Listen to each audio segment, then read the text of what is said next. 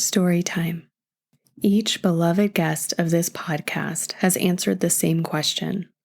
What was the catalyst for your exit?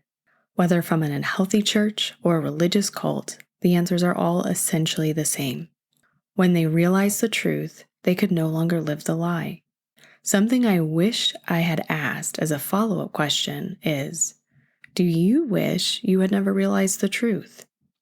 I'd imagine a long pause, an extended period of silence that spoke loud and clear. I mean, kind of, because the aftermath has almost crushed me. But no, how could I say I'd want to return to living an unhealthy or even abusive lie? At least that would be my answer. I can't look back with longing, knowing what I know now. The losses can't quite tip the scale, making them more valuable, because truth, freedom, and hope are invaluable, and they'll always win. For those of you who are wondering where you'd land, I hope this conversation between Lemon and myself is helpful to you.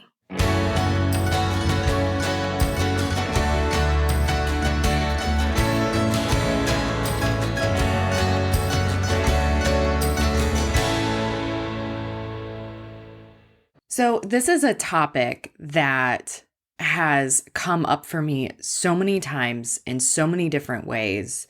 And it comes up in every conversation I have with someone, this idea of fear of investigating your faith. And this tends to present in two ways from what I've noticed. One, it comes up in relation to, okay, if I investigate my faith and I find out that, like, what if I'm looking to see if there is a God and I find out that there is no God? And so that's scary for people, of course, because they're like, okay, that would change my whole paradigm. That changes my worldview. Like, what happens if I'm investigating and it's not actually holding up? And I land on, okay, what I grew up to believe or what I've believed as an adult or whatever it may be, that's not actually true.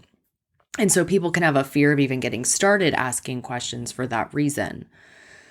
Another reason, though, that people can be afraid is because they're told that investigating their faith is against them having faith. And so let me break that down in a different way. If I am told in my religious group that me asking questions is a sign of me not believing the truth, and it's a sign that I'm actually not of God, I'm actually not one of the chosen people, I am a sinner, and I shouldn't have to ask questions, I should just know and I should just believe. And so if I investigate my faith just in and of itself, just by investigating my faith on its own, I'm damned to hell. So that's another fear that comes up. I'm actually going to add a third one, and it's kind of like a step removed, but there's also this fear of investigating because whatever I find out is going to have consequences. Now, if I'm going to investigate my faith, I'm probably doing it for a reason.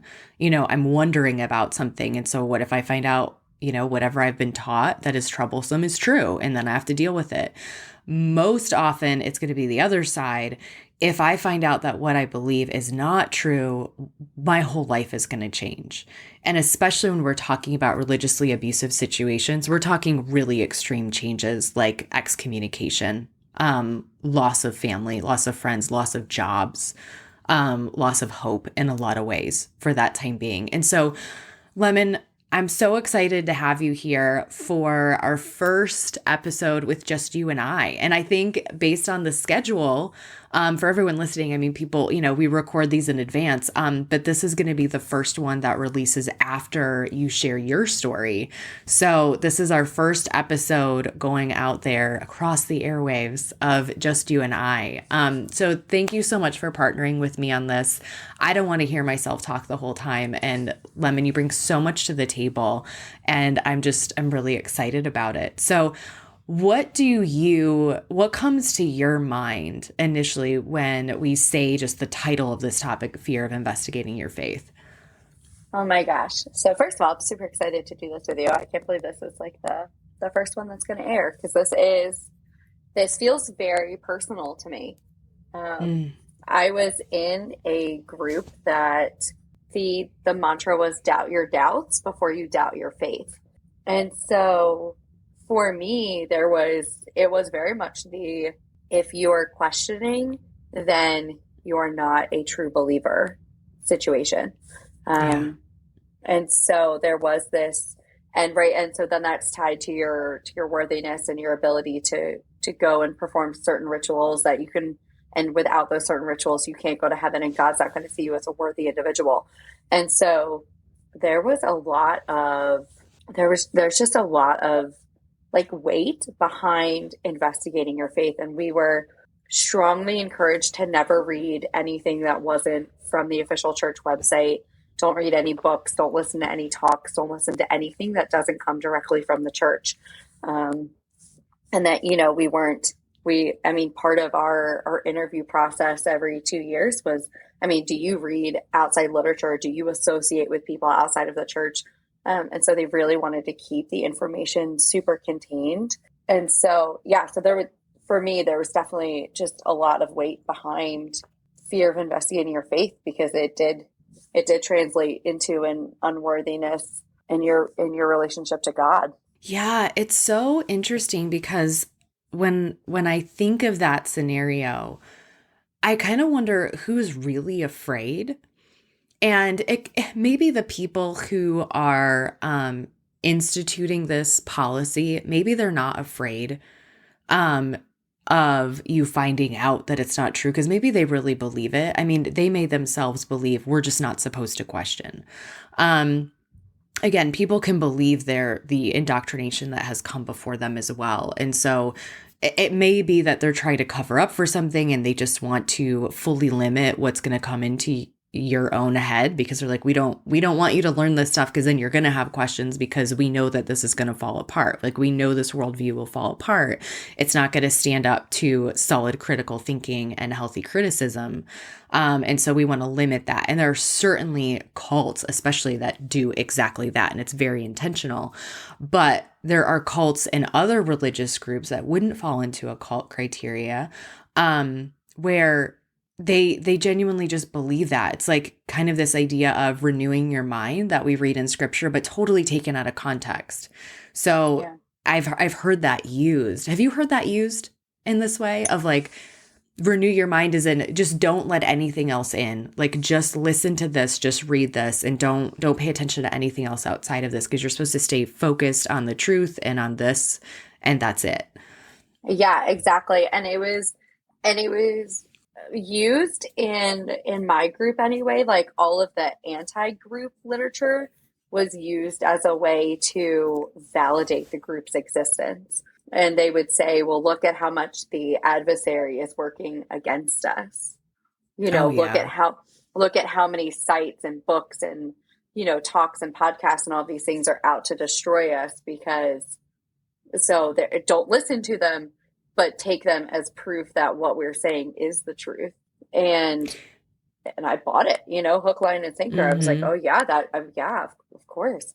Nowhere in my critical thinking brain was I like, huh, there's a reason there's so many of these out there. Yeah, that idea of like, oh, we're being persecuted, so it means we're doing Yeah, something right. And it's like, yeah, persecution isn't an indicator. It's not like a right. litmus test of you're doing something right. Persecution can happen in any direction, just depending on the opposite person's beliefs. So yeah, that's not this litmus test of like, okay, we're doing something right because we're being persecuted.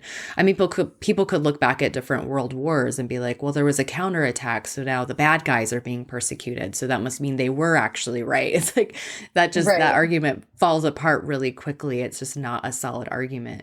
In my experience, personally growing up, it wasn't that I wasn't allowed to ask questions. I was in such a tense environment where I was so afraid to speak for fear of physical abuse, that I didn't really ask questions, and I didn't say a whole lot, especially of my dad. Now, that wasn't the case with my mom. Like, I could ask my mom questions, but I just wasn't raised as someone to be asking questions in the home. which is really Yeah. interesting because I absolutely was in public school. Not only typical public school, but in first grade, I was put into an advanced standing program that went from first through sixth grade for high performing students. And it was awesome that my parents allowed me to be in it. Part of it was I was getting in so much, I was just getting into trouble in school because I was bored. And so they probably just didn't want to deal with that. And so I don't mean that in a bad way. My mom worked for the school, and it doesn't look good when you work for the school and your kids just acting out. And so I got put in this advanced program. And in that program, the focus from first through sixth grade, so we're talking like, what, 6 to whatever years old, 6 to 12 or something like that. Yeah. So very formative years for your brain. It was totally focused on excellent critical thinking skills. And so that's all we did was we were doing stuff to think creatively, to critically think, to brainstorm, to think outside of the box, to problem solve. And so these skills were, I mean, I truly credit that program with a lot of my thinking as I exited the cult, that I had gained those skills at such a young age that later on, once the fear started to subside, I knew how to actually engage my questions. Like I knew how to do it, but I never carried that over into my home because again, my home, I was scared there straight up. I was just scared when my dad was around. But there was also this, I don't know, it wasn't necessarily directly stated. I mean, everyone, even in a friendship relationship, there could be these like under the radar messages that get sent, where they're not just directly stated. And so there was this culture of if you ask questions, it's a sign that you're less spiritual because like you should already know, like you should just know, like the Holy Spirit should have just told you. And so if you have to ask, you're just not as spiritual. And I can think of someone who, was super important in my life growing up, an older woman, who I remember her saying like, I'm just not as spiritual as these other people who aren't asking questions. I'm not as spiritually minded as them. And that was kind of perpetuated of if you're asking, you're just not at the same level. And so pride could come into play for that, of like, well, I don't want to look like I don't get it, so I'm just going to fake it. Yeah, that is, that brings up just so much thinking about my own experience and how much I relate to that because we were encouraged and it was done in a public forum. You would be asked by your bishopric, or told that you had a calling from God to serve in some capacity. And then they would announce it to the church if you accepted it. And of course, it was made to be a big deal if you rejected that calling, because it was a direct rejection of God. And, how dare you kind of know more than God. But they would, every single time they would put, somebody up for a vote, they would encourage people to, so you voted yes. And I would say 90% of the time people, unanimously voted yes. But the next question would be, if there's a reason this person should not have this calling, we encourage you to raise your hand.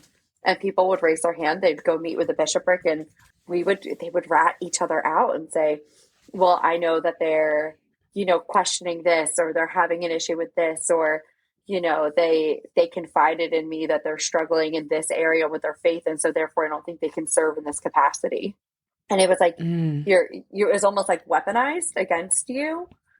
Yeah.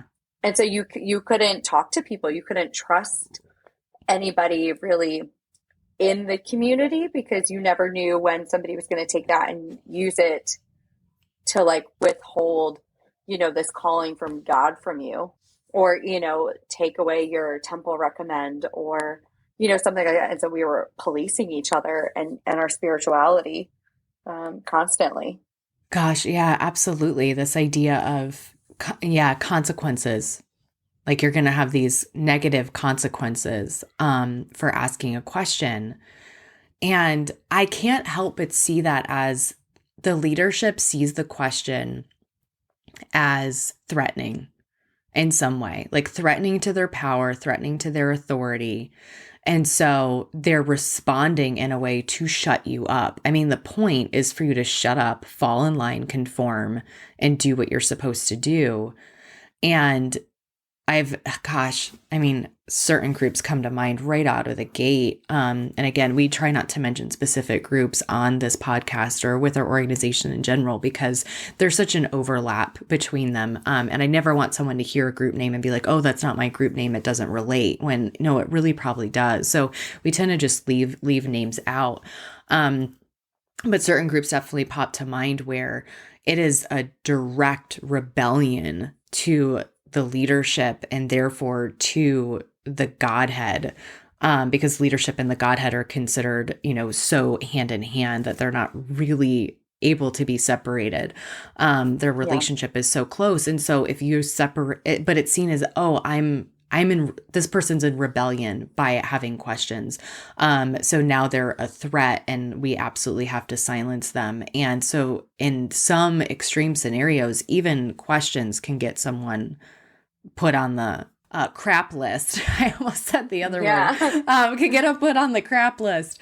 And it can be hard to get off that list. Yeah, there's, I remember my girlfriend's brother, people policed his behavior and his spirituality and things. And so they said he wasn't worthy of holding the priesthood that he held. And so therefore he couldn't go out and act in God's name, and he couldn't, go and do these things and, pulled his temple recommend and all of these things. And it was completely based on really your ability to shut up and conform and do what you were told, because it is, I remember this experience with my husband asking questions that leadership didn't like, pointing out things like, if you guys have listened to my story, that he came from this pagan and studied satanic worldviews. And so when he would ask questions, because he could see the similarities, they immediately, shut him down, and they worked really hard to try to shift his mindset. And, they're the ones with the skewed perspective. Their worldview is correct. And it was so interesting just to see how him bringing in this other worldview and seeing the similarities and how very quickly they tried to shut it down. Mm-hmm. Yeah. And again, it's a threat. You're a threat if you're asking questions. One, if you're asking a really good question in a religiously abusive environment, they probably don't have a really good answer. So I'm just going to answer that on their behalf, which they probably wouldn't appreciate, but they don't have a really good answer. And that's part of the problem is it's kind of like, oh my gosh, I had this happen in 6th grade. I was in a science class in 6th grade in public school. That was not going to go well for me right out of the gate. But I was asking questions about evolution, which were fair questions. They were good, critical thought questions. And I finally asked one too many, and the teacher just got mad and I got in trouble in this public school mainstream classroom because I was asking questions I really didn't understand it. And of course I had been raised that wasn't true. And I certainly have my opinions about, or not opinions, but, we could have a different episode on the scientific facts in regards to evolution. But in this scenario, of course, questioning evolution is frowned upon in a public school. And we should be able to ask questions anywhere we go. It should always be welcomed. Unfortunately, this teacher got really mad.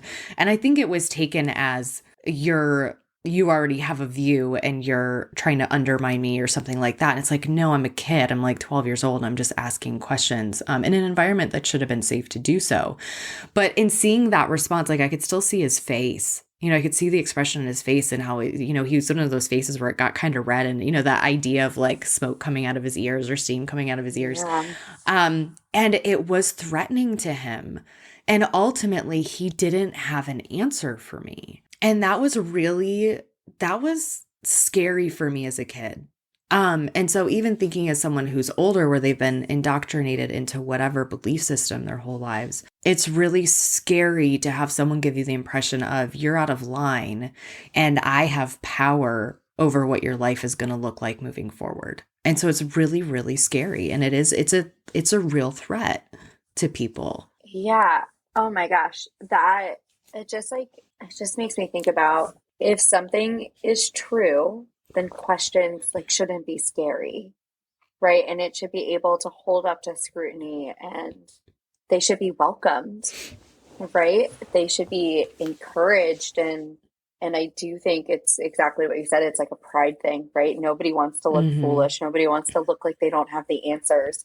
Nobody wants to feel like their, whatever perceived power they have is being, questioned. And that is super, oh my gosh, I'm sorry you had that experience. I think it's so interesting how we can have these experiences and they stick with us, right? Like we're not, we're not spring chickens. And yet this one moment from sixth grade, resonates and has a profound effect on the way that we view the world and how people respond to questioning authority. And it doesn't have to just be in an abusive religious situation, right? It could be, we can see that behavior anywhere. And I think Yes. that's really interesting. Yeah, absolutely. And I think part of what made it stick with me was that was an environment where I could ask questions. That was my safe place to be able to think well, versus at home just having to go on autopilot and just like be a robot and just do what I was told to do and try to stay out of the way and try to be quiet. So that was like my safe space. I think that's, partially why it stands out, was because my safe place to engage in intellectual conversation was shut down in that scenario. It wasn't across the board by any means. I had a really good experience overall in public school, despite my differences, but that does stick with me. And I think part of what I want to go back to, actually, what you said about pride, because I was totally in the back of my mind as you were talking before you said it. There is definitely a sense of pride that has to go with not wanting to be questioned. That power trip, I'm an authority, and not only do I want the control and the power, but I also don't want to potentially look like I don't know something. And here's the truth though, you guys, not knowing something doesn't mean that you're stupid. It doesn't mean that you're unintelligent, uneducated, ill-equipped for your role. Not knowing the answer to something is human. Like, we don't all Yeah. know everything. There's no one here on earth right now, however wise they are, that knows everything. And so there's something to look for in people's character when you're asking them questions. Someone who has a well-developed character is okay saying, I don't know, but I could try to find out for you. Or I don't know, but I don't even know how to find out. Maybe we can figure it out together. Or maybe go ask this person. I think maybe they know more about that area than I do. That humility and that comfort is so important when you're assessing leadership. Your leadership should be comfortable saying, I'm not really sure, but let's try to find out. Yes, I think that's really important. I know that's like an approach I take with my kids is, yeah, they ask me all kinds of questions all the time, right? And I have no clue. And so I'm like, I have no idea what you are asking me. And so I'm like, there's a whole great wide internet that we can go and search, and let me show you how to find quality resources to look at, even though they're 8 and 9, and developing that critical thinking skill. And I tell my kids all the time, I'm raising you to be a skeptic. I want you to ask questions. I want you to make sure that the information you're getting is true, and check the source of where the information comes from, and not be afraid to ask questions. I don't want them to take everything that I say, their dad says, whoever says, with face value, because of the situation that I've come from. And so, yeah, there is this, I always find it interesting, this like prideful aspect of like these situations and the leadership, right? Because there's no Mm-hmm. way you could possibly know anything. And I know, like in my situation, and this was something I discovered only recently, like in the last 18 months or so, that there's this special place that I've learned in our temple called like the Holy of Holies. And one of the missionaries said to us, like, oh yeah, like our prophet just, meets with God and Jesus and stuff in the Holy of Holies. And I was like, what? He's like, yeah, Mm. that's, how do you think he gets like revelation for the whole church? Like he's just in there communicating with God on a regular basis, like in a face to face situation. And that's why you can trust what he says to you. and I was already out at that point, and I was just like, do you hear what you're saying? Like, I'm like, I'm Right. pretty sure there's a verse like about Moses, not being able to look at God directly and things. And so, Right. Even Moses only saw the back of him. right, right. So I'm like, it was just super interesting that there's like this like superiority complex amongst church leadership. And it's like, I am specially appointed by God to have these communications on your behalf. And therefore, you have to trust everything that I say. Wow.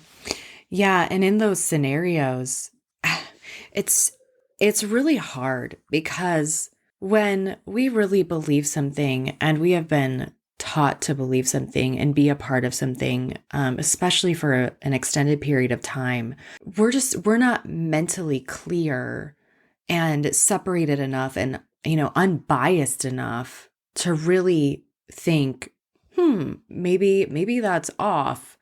I don't know who he's really in there with. Like, let's be really honest.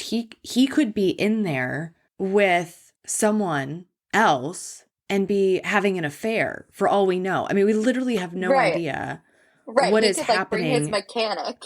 Like, Yeah. I mean, he could be in there, say you're not allowed to have television. It could be just set up with a TV because it could be like, you can't go in the Holy of Holies or you're going to die. yeah, And so he's just in there, yeah, eating grapes and bonbons and watching R-rated films.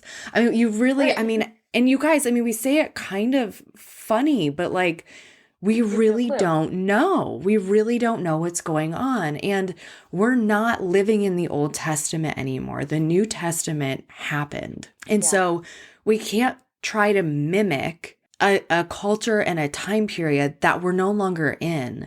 I mean, we're here now. So why are we here now? And what do we do with that? We can't pretend that we're in a different time when we're not in a different time. Um, it doesn't work. It's ineffective. And ultimately, a lot of really, really bad things happen. I mean, oh gosh. I mean, Lemon, you know this. We were texting last night about different documentaries.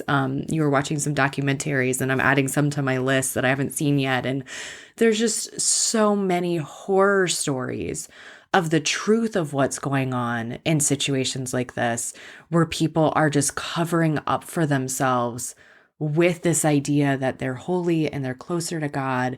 And I want to make sure I connect this back to our people who are not necessarily in a cult group. Again, when you're in a mainstream church situation, this still applies to you. If this is just happening with a different look, it just has like a different hmm, outfit on. But it's the same concept. It's the same idea where you have leaders who are not wanting to be questioned, who are telling you, this is what you're supposed to do. This is what it looks like. I speak on behalf of God. I'm his mouthpiece. I have that authority.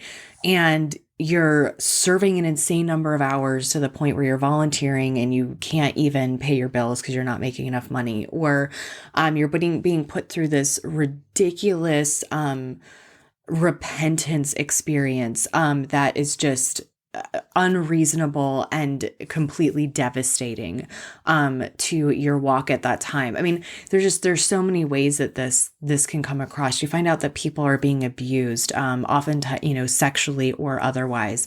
And so you don't have to be in a cult for this to happen. You can be in a mainstream church experience and have this happen, where you're being told not to investigate. You're being told not to ask questions, but to believe, or you're risking something. You're either risking your salvation, which is oftentimes the case, and or you're risking other parts of your life here on earth, like your family, your church community. If your job is tied to someone who works in that faith community, your job could be at stake. There's a lot that can be at risk. Again, if we go into a more extreme group, you might be kicked out and you actually lose your spouse and your children. So right. It could be homeless. Yeah, yes. So, I mean, there's just this whole spectrum of what this looks like. But at the end of the day, Lemon, I want to bring in, like, if we go back to the Bible, we go back to scripture, what does God actually tell us about investigating our faith? right. I feel like God just gives us so much. He tells us to investigate our faith, right? He tells us, Jeremiah 29:13. You will seek me and find me when you seek me with all your heart. Like, we're supposed to investigate our faith. And I think that really speaks to just the power of God, right? And he is so sure in who he is, and whatever discoveries may happen here on earth. And right, he knows where the science is going to go. He knows where, all of these things are going to go. And so he encourages us to seek and to investigate and to ask questions. And I think that to me gives me almost like more trust and faith in him than anything else does. I love too in Matthew 22:37 and Luke 10:27, it says, love the Lord your God with all your mind. So it's not only mind, but mind is included. And how do we love God with our minds if we don't seek to truly know him and know the truth of who he is? And in 1 Peter 3:15, we're told, always be prepared to give an answer to everyone who asks you to give the reason for the hope that you have. So what is being said there is be able to give an answer to questions that you receive, be able to explain and give the reason for the hope that you have in Jesus Christ. And leaders who are not living this out, who aren't welcoming your questions and wanting to give you the reason, who aren't teaching and encouraging you to love God with your mind as well, those are flags to be concerned with. And I would go as far as to say, if leaders aren't encouraging this, they have a responsibility to. I would put it that way. They have a responsibility to encourage people to be investigating, and to really know what they believe and why they believe it. And us as individuals, we have a responsibility to take that on for ourselves and to ask those questions and to investigate. Because if we don't, we're at a greater risk of becoming involved in something that is abusive or cultic because we aren't equipped to recognize the red flags. Like, we haven't equipped ourselves. And so even if you've been victimized already, you have an increased chance of being re-victimized a second or third time, by not asking those questions and filling in that information in between your religious experiences. And so it's not just this response. It's not a responsibility of, well, I just have to check a religious box. It's for your safety. It's for your protection to be asking questions and to be investigating, because if you don't, then you could just be told anything and your life can be dictated in such a way that you would have never wanted it to be. You're living a life that isn't really your own and not what you would have chosen for it to look like.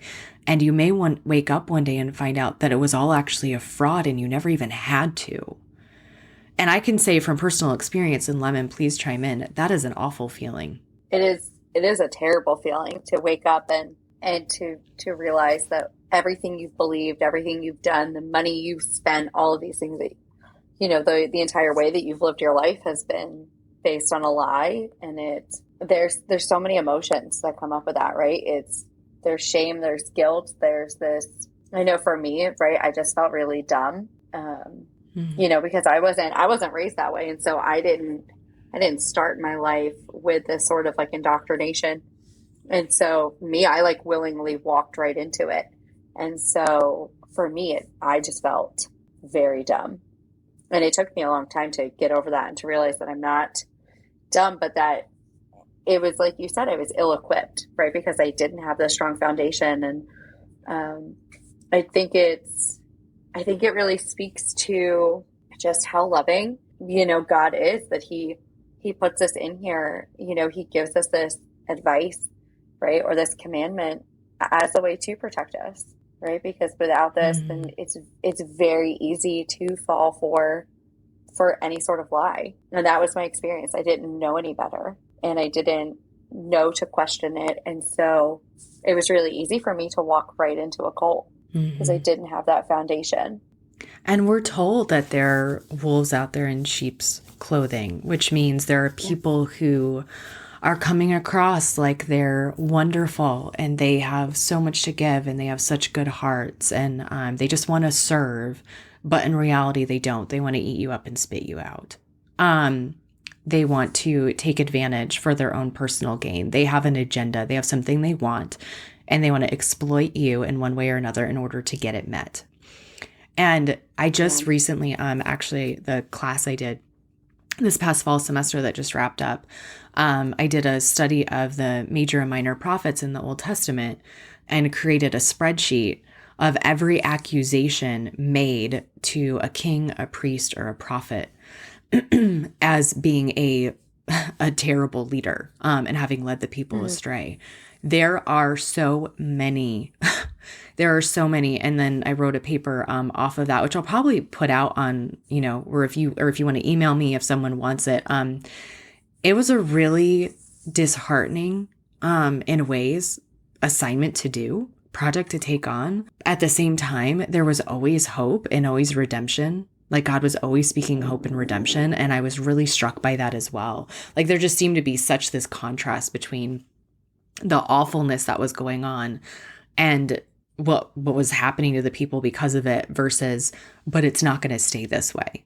Like God's going to step in. And we see it so many times in the New Testament as well, where again, the wolves in sheep's clothing, the beware of false teachers and false prophets who, they're going to try to trick you. And so we're educated on this in scripture. And it's been happening forever and it's going to continue to happen. And so we have to learn from that and equip ourselves to be able to recognize when something's not true.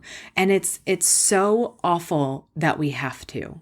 And I just want to say that, and it probably sounds really naive, but I'm like, an 18-year-old going off to college shouldn't have to be worried about being recruited when they go to college.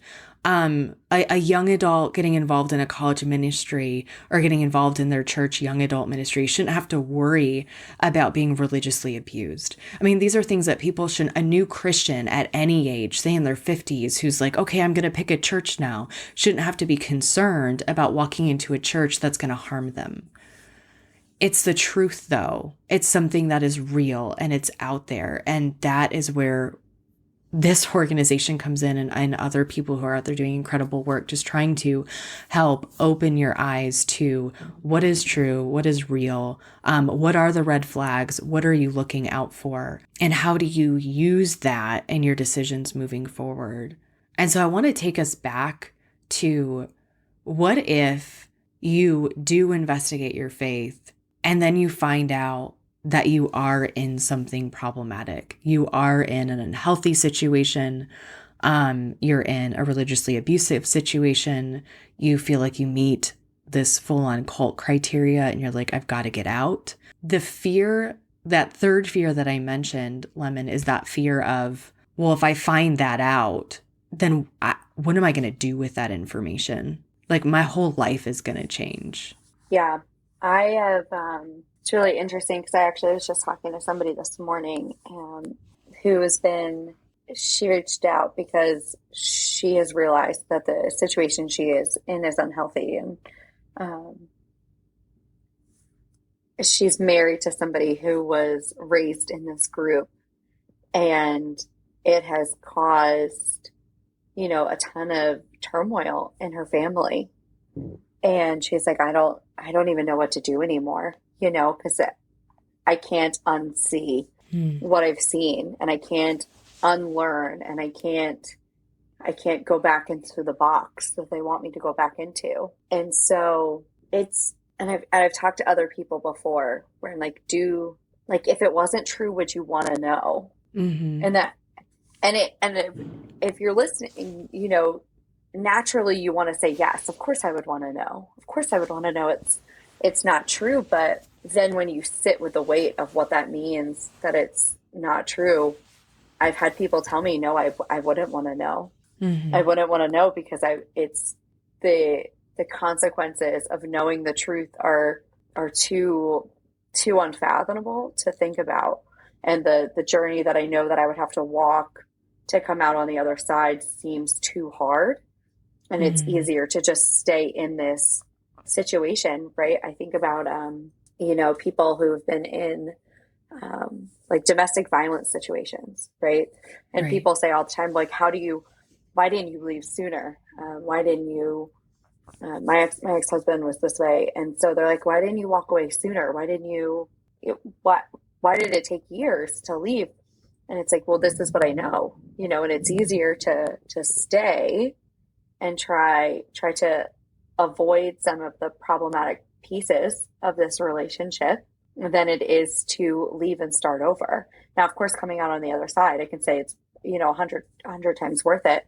But it is scary. It's scary to take that step, and it's okay.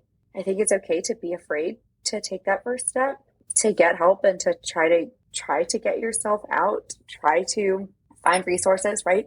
Listening to podcasts like this, reaching out to people who can help. Like, it's okay to be afraid of that next step because it's an unknown, and being okay with this is a hard thing, and but then being willing to take a step, to even a baby step, right? Mm-hmm. Being willing to take some sort of baby step to unattach yourself and to unlearn the things that you've learned. And everybody's situation is so unique, but it's so hard once you've seen the truth, you can't unsee it. You can't unsee it. And it's very important when we're having this conversation of questions, asking questions, investigating your fear, your faith, the fear associated with it, to remember that it's good to ask yourself questions too as you go through this process. The first question to ask yourself before you take it on is, do I want to do this, and do I want to know the answer? And as you go through it, continue to ask yourself questions. Okay, how am I feeling about this? How am I doing with this? What does this mean for me? Do I want to keep going? There's personal choice in all of this. And of course, we would want to encourage you to ask those questions and to get answers. But we also understand the weight of what you're going through, because we've both lived it in our own ways. And it's not easy. It's, oh my gosh. I thought it was the hardest thing I had ever done, Lemon. And then I went public and I'm like, ooh, that compares. I don't know. I'm actually not sure which was harder, to be honest. Reflecting back, they might have been really like neck and neck in that race, but it is an incredibly, incredibly hard thing to do. And there are real consequences at any stage, at any point on the spectrum. There are consequences, and people get, oh gosh, all kinds of awful things happen. I mean, people get not only shunned, but they can get blasted from the pulpit. There's public shaming. There's all kinds of things that can happen. And what I've told people is that as you get further removed on the other side of your experience, you'll likely realize that those people that treated you that way aren't people whose affirmation you want anyway, because you find you don't actually respect their opinion. And not in a hateful way. You can still love them. You could still care for them. You could still be praying for them to see the truth and come out. But you don't actually want that person where they're currently at in their life to be saying, well done, because that's just not an affirmation that you want from that direction. But these consequences, they're hard. There can be a lot of fallout. And I really encourage people to know their why, to know why they are investigating, why they are doing this, why they are taking that step to make an exit of whatever their situation may be. And if possible, if it's safe to actually write it down, because there's days where going back and reading that may serve you, because you might be like, why am I doing this? Why am I taking this on? Are you doing it because you hold the truth at the highest value and that's your reason?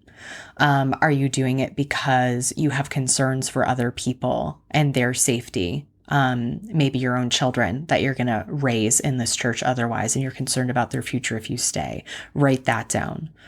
I also really encourage people to find resources, of course, like this, so that you have that feeling of support, but also reach out to people.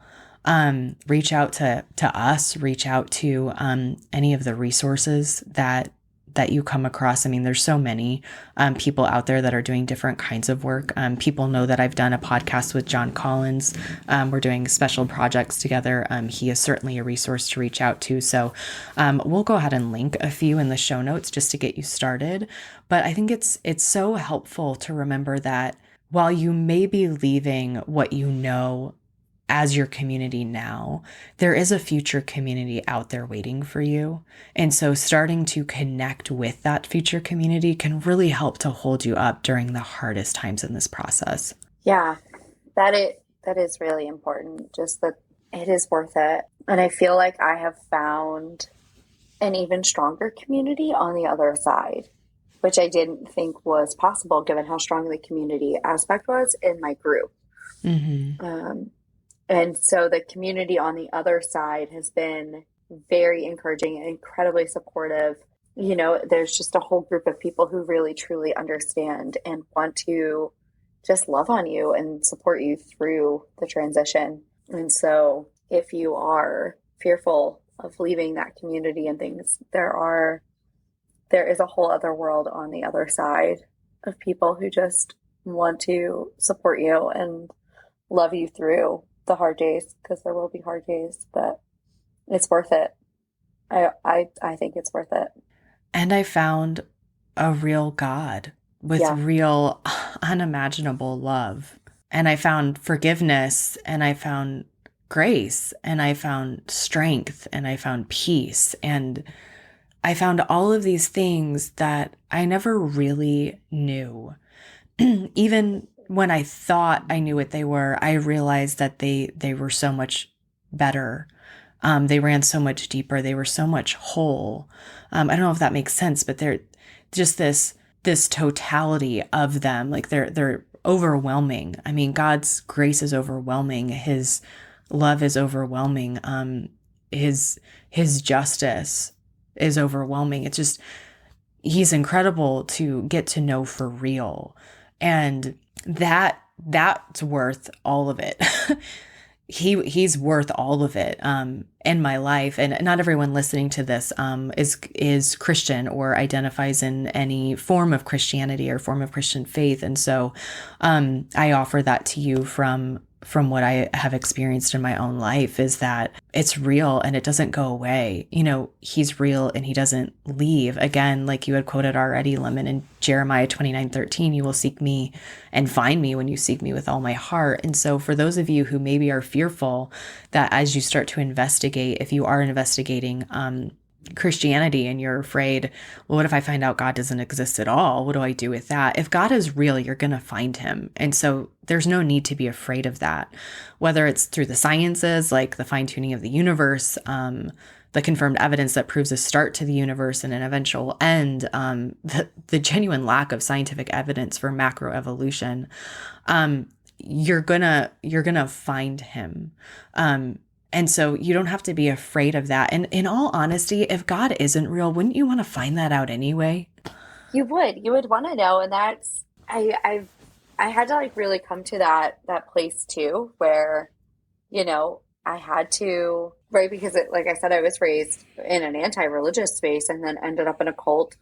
And then it was like, okay, now I have to reconstruct what I know about God, like deconstruct and then reconstruct what I know about God. And so I did have to do a ton of investigative work, and it was scary, right? Because then it was like, well, what if, you know, my family was right all along, there is no God. And, you know, now I've wasted again another few years of my life. And like I said earlier, there is, I promise he is real, and you will never go wrong investigating your faith. I think that's the big takeaway, I think, is that investigating your faith is never a bad idea, because if it's true, it will hold up to the investigation. And if it's not, wouldn't you want to know?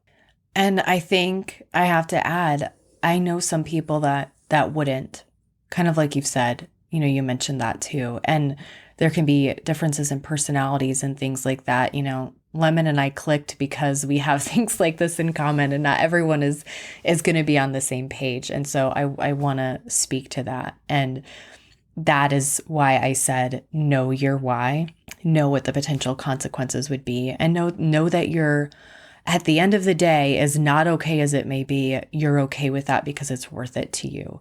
It is a personal choice. It's a decision to make, because if you discover something that you have been building your life around and living your life based on, if you find out that it's off and there's something wrong with it, that is going to be impactful in one way or another. And so that is something that you get to choose if you want to find that out or not.